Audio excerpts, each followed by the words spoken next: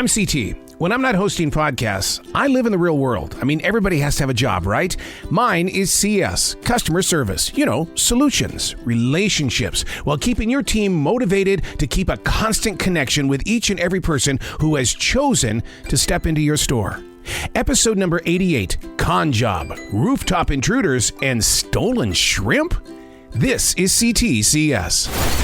All right, here we go. It's another edition of C.T.C.S. No transition walk today. I'm on the road this morning, right here on this big, beautiful highway with the sun coming up, headed to yet another movie premiere. It's what I do, man. I do a lot of things, and somewhere in here, I'm going to have to check in with C.T.C.S. So no transition walk. It will affect me. I know it will, because I've got to have those walks with Mother Nature. But I'll tell you what I did get to do, though, this morning when Jazzy and I took a walk into the forest. It wasn't our long walk. And that was, we saw 2 deer out there, a buck and a doe, and the buck I think is like a yearling. But I'm going to savor that for a little bit before I go into CS, because remember, it's always about solutions.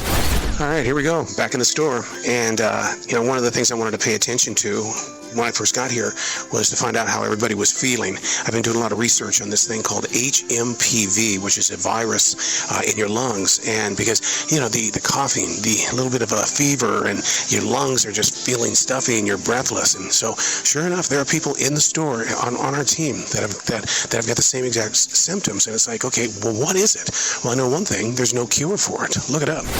So you were sick out 2 days? No, I was out 1 day. I should have been out the whole day and week. Yeah. What about you? I've been regular days off, but I've been down though. But the way that I'm starting to get the trail here. I worked with Tiffany on Monday. You worked with Tiffany on Monday. So we both by Tuesday were down. And I thought it was really weird because I wrote you and asked you how you were feeling. You kind of like attacked me. You were like, "What do you know about that?" Well, I was curious how you knew. I wasn't attacking you, but I was like, how in the hell did you know that? Because you weren't here. As far as I knew, you didn't have any contact with anybody. But I think you and I have something different than what she has. I got a cough drop in my mouth, but she's got like a bronchial thing. Oh. You and I are... It's like mini COVID. Yeah. I mean, the body is everything. It feels like COVID. The first day it did, and I'm like, this better not be happening again. And now I'm like, I feel like I'm on day 3, and I'm like, okay, I'm ready for this shit to be over with, man. Like, I mean, I'm powering through, and I'm here at work, but damn, dude. Fuck. She was pretty adamant about when she came up to get the money order, $570. And I had to ask her 3 times, did you say $570? And she'd go, yeah. And so she was kind of weird in the very beginning.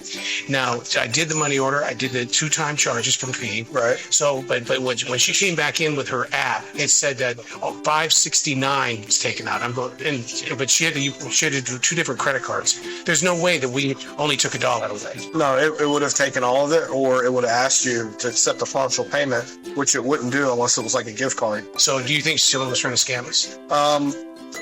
That's possible, because I mean, she may have thought we were just gonna be like, okay, here's $560, have a good day. Yeah. But no, I mean, worst case scenario, she's gonna have to wait 48 hours. If the charges are still on there, then I get to call accounting and they can handle it that way. Yeah. She's not getting $1 from us. No, because her card rejected twice. Yeah. And then she used a different one. No, good luck. Sorry. New guy Bill, breaking news. So the woman who you were speaking to me about that tried to buy a money order and it declined and you felt like it was a scam? Yeah. So she just called the management and I had to go take the call, and she said, yes, I just came in there and I got charged $560. She said, I have a rep from Wells Fargo on the phone with me. And I was like, okay. And so she proceeds to tell me what happened with you. She ran her card and it declined. And she said, now I have $0 in my bank account. And so I said, okay. I said, well, it never went through on my end. And the rep goes, no, it did. She goes, I'm looking at her account right now. And I go, okay, well, let me give you the corporate number. And since it never went through on my end, you're going to have to call them and dispute it with accounting. And Wells Fargo, quote unquote, rep says, well, I'm disputing it. And I said, okay. Have a great day. And so that's where we're at. So we don't know if she's a con artist. If she is, she's pretty fucking good. Yeah. But I feel like when it comes to that much money, I feel like she is. Been a while since we've heard this from our guests here inside the store. Thirsty Thursdays are what we have we have a bar inside of our grocery store. It's a wine and beer bar, and we have live music. And our guests are complaining about our musician this week. Where do you find these guys? This person sucks. Get them to stop. Ooh. Transition walk, day number 2 out of 4.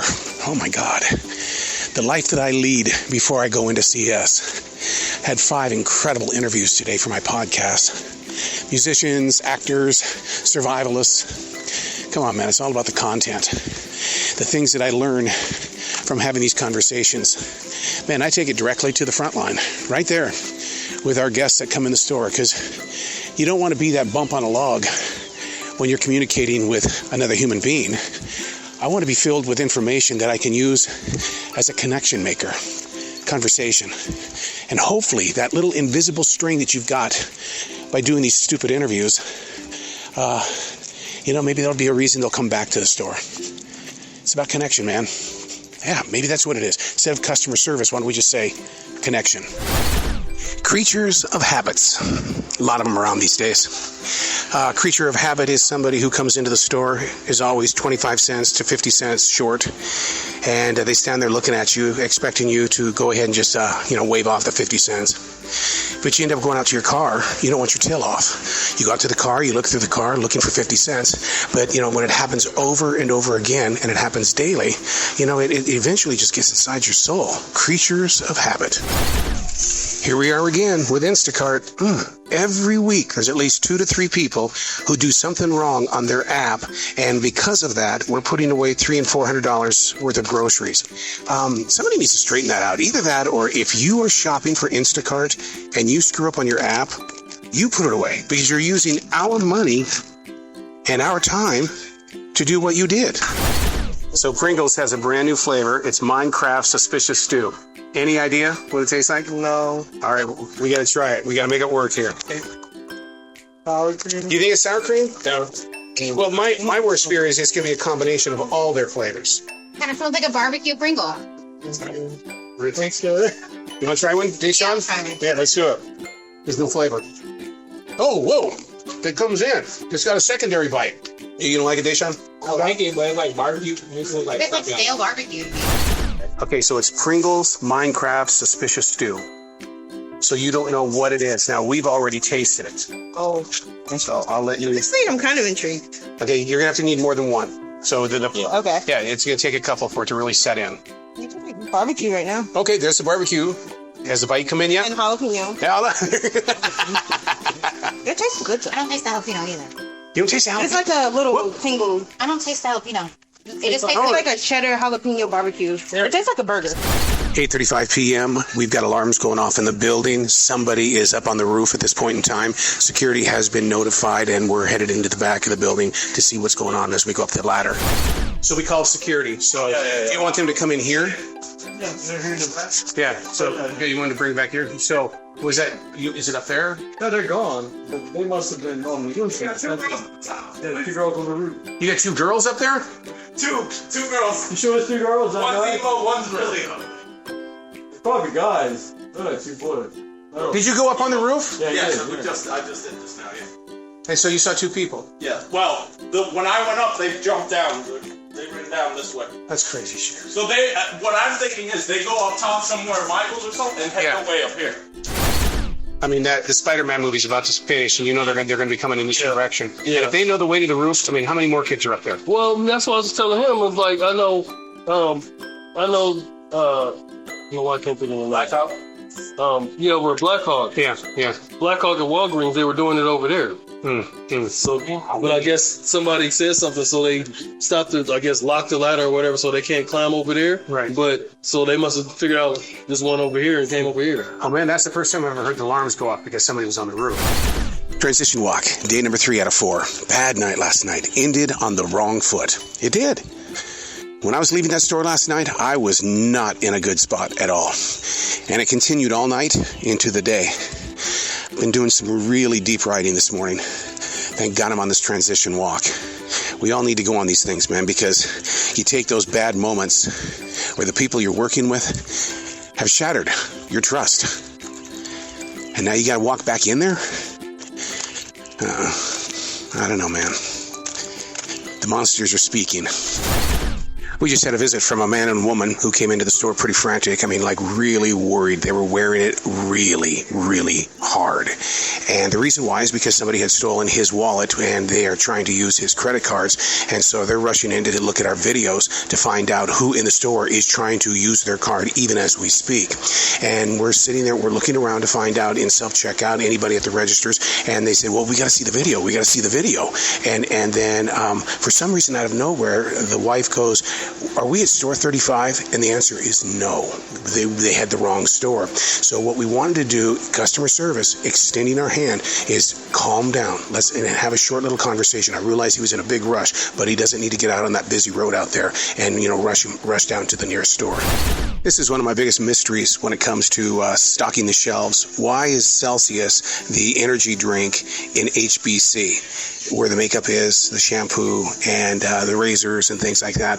It's like, so when you tell people that it's an HBC, it's like, you know what, I'm not even going to tell you where it is. I'm going to walk you over there, and you're not going to believe what you're going to see.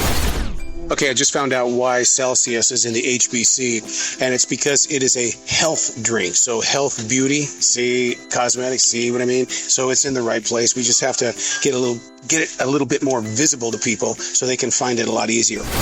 Over the past 3 years, I've really made it a point to get to know who my community is inside this grocery store. And you get to know them on a one-on-one basis. And it becomes a sad situation when you see the people that you've basically grown up with here for the past 3 years, when they go from having a home, having a great job, to now they are people of homelessness. And you try to talk with them, and they feel embarrassed by it because of the situation that they're in. You got to embrace them. Listen to their stories. Listen to their humanisms. But don't treat them any lesser than anybody else. So you sent Ryan in to clean up the women's bathroom. Our bagger, Ryan, has been called to the women's bathroom. There's a huge mess in it, we've been told. And so we kind of prepared Ryan with, dude, you know what that means. You've got to get, the hazmat stuff on, because it's not going to be a pretty picture. He comes back about 7 or 8 minutes later. He says, you're not going to believe what was in there. And I said, well, was it vomit? What was it? And he goes, man, it was a squished brownie. And I went, a squished brownie? What are you talking about? I said, did they get it from the bakery and they squished it? And he goes, no, dude. Somebody crapped on the floor and then started writing their name on the wall. A squished brownie. That's a pretty cool term. He's back. We have this guy now for all week, every single day this week. He's coming in to buy gift cards, and he's dropping $6,000. Sure, we do the legal paperwork. We have to do that. But is there a legality issue here? Our manager right now is looking into it, because this really, all of these days in a row, and he's dropped, maybe $30,000. How legal is that? Boom, boom, pow, busted. Gentleman comes in, he's got like $75 worth of frozen shrimp. And what he's doing is, and people don't realize that we are watching you. It's not that we're trying to, be really evil at it, but there's certain things that people do when they're buying something. And when you put your credit card in there twice, you have my attention. But what he did was he took a receipt out of his pocket and he put it up on top of the receipt paper. And he goes, okay, I paid for it. Well, we went over there and we looked at it, because we didn't see it come out of the machine. We hear things. When that thing comes out like that, you hear things. And we didn't hear that. Went over there. It was from a different store. Busted him. Oh, we have to go in there and find out what to clean up? Oh, no. Boy, did you see him running? He was running fast. CT, what's been going on, man? Why we just busted 2 kids having sex in the bathroom? Huh? Yeah. Hold on, what did you just say? My ears tell me, what did you say? I just said we just busted 2 kids having sex in the bathroom. Would you have ever gone to a grocery store? No. I may have been young again when you got the movies. Yeah. Oh, there you go. Yeah, we did that. Yeah. Every time I catch a kid, I always go, why grab them? Wow. White kids. Well, they go over and they grab the condoms from over there in the HBC, and then they go in. When they say, oh, I got a room. A free room is your food. Listen here. Transition walk, day number 4 out of 4. Better mindset today than I was yesterday. But, I believe in truth and transparency. And I do take it personal when you have relationships with your coworkers in the way of trust, transparency, responsibility, accountability. You can't work as a team if you don't work mentally and physically as a team, and you don't take advantage of those that are around you. But I'm in a better mindset probably now more than yesterday, because I got my God on. Oh yeah, when you enter day number 4 in retail, or even if you're doing day number 9 or 10 in retail, because Lord knows those in retail, you're working a lot of hours. I'm right there with you, man. I'm right there with you. You got to get your God on. It clears the heart, it clears the mind, and then this way you can be in front of the real people, those that you are serving, and make it a great day. Typical Sunday shit show. God dang, man. It has been balls to the wall since I got here. I mean, and the thing about it is that self-checkout gets so backed up, then we get backed up, and they start making their way toward, nobody can move on that main lane. That's better than it was. I don't know how that's not a fire danger when they block that much. It is, but there's nothing we can do about it. Yeah. Jeez. And we're out of cards. We're constantly out of cards anymore. Someday. What was that announcement about? They saw a hit and run. And Joe's like, there's nothing we can do. And they're like, well, we have the license plate number. I'm like, well, you call the cops. Yeah. Like, well, I can't do anything. And they're like, well, do you want to take it down so you can give it to them? Like, no. Why don't you just leave them a note on that month? That's been happening a lot lately, especially on Thirsty Thursday. Yeah, no, the girl was really pushy. Like, she was... Like, yeah, I mean, she could have... Like, I can't call the cops. I didn't see it happen. They're the witnesses. And so I did a page to see if whoever owns that car will come to the front. But, like, she's like, will you call the cops? And I'm like, no, I can't. We're currently in the middle of a situation with Western Union where we've been recently told and educated on these scams that are happening between people who are sending and receiving money. And this is going to be one of those moments where I'm living it now. And so we're going to take this one extreme step at a time, and we'll get with new guy Bill and find out what the situation is. You knew that because you explained to me about the scam. How does that scam work? They want to send money, so they buy, say, $200 worth of money they're sending. Then they get a code number, and they give that number to the person they want to receive that money, and then that person picks it up. And this gentleman comes in, and what's happened to me is how it moved. Dressed like a preacher. Yep. And he has a number, and it works for 5 seconds, and then the system kicks it out. And so what they're doing on the other end is they're trying to refund the money they're sending. They're able to get the money back, and the person they're sending to is able to receive. And so the short change in Western Union. But what's happening is she's not timing it right. And so we're in the middle of processing that number he gave us, and the number kicks it out. What happened is that I had her call Western Union to find out what was going on. She calls me back and says, Western Union doesn't want to do business with him. Can I use your name instead? And I said, no, ma'am, you cannot use my name. Yep. And so now more than ever, that was a scam. And that's why they don't want to do business with him, because he is an elderly man, and she's young, and she's fucked over his name in Western Union from doing that so many times. That's exactly what it is. It was one of those moments where I wish I could have had the microphone open when the gentleman came into the store. He had lost a leather-bound, like a notebook, and what happened was his wallet was in it. He had all of his credit cards in it. His smartphone was in it. Very worried man. It was almost like he was bent at the knees. He was ready just to call it quits. And maybe not even 15 minutes before, another gentleman came in and he said, look, I just found this. Well, within that 15 minutes, the man comes back into the store. And that's when I tell him, yeah, we do have it. And he goes, I need to see the guy that found it. He says, he didn't have to do that. He says, maybe 1 out of 10 people would do that. And so he just wanted to say thank you. So I'm like flying through the store, seeing if this guy is even here anymore. Sure enough, we found him. And, the conversation that happened afterwards is just amazing.